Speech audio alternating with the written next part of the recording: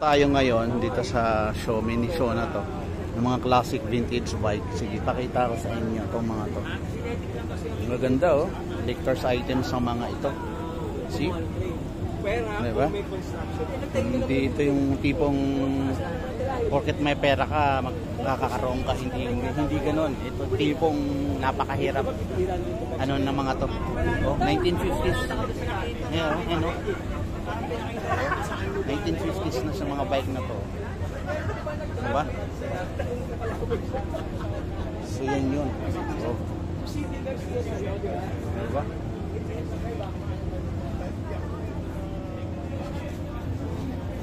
Mga collector's items talaga sila.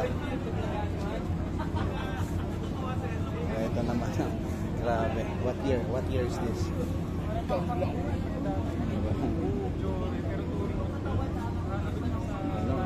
Ganon sila. Ganon tong mga to. Oh, hindi ko malaman pambata po ba yan o size 24 eh. 24. Hindi ganyan naman 24 kasya naman ako. Oh. 24 Tsaka tingnan niyo po mga handle niyan, di ba? Talaga naman. Oo. Sarap po, suwabe. Oo. So suwabe Hindi siya.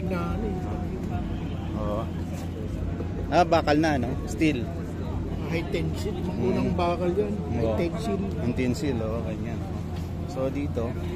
Anong nga yung pesa niya? Ito.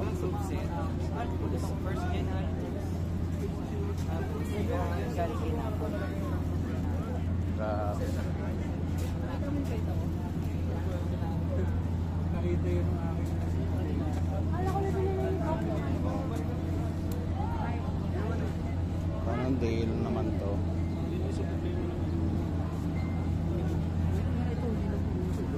Iba. Hindi tsaka hindi na ba?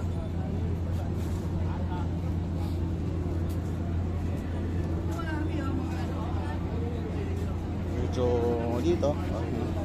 Nago. Oo. Isang part dito dapat yan. Yeah. Ano po to eh. Medyo ito medyo ano na, konting modern na medyo. Modern. Ito mga to classic na. Mga vintage. Imagine, 1950s. O 1977. Oh. Diba? Patria. So talaga naman. Buhay pa yung bike, pero yung may-ari ng bike ayun. Hindi natin alam kung nasaan sila ngayon. Peace. Ayan po, sa show na to. Naka-show nila sa mga dito sa bike ni MOUP. Isang buong ano to, tent sila dito. Ayan. This is the first day dito sa UP. Alright, that's it.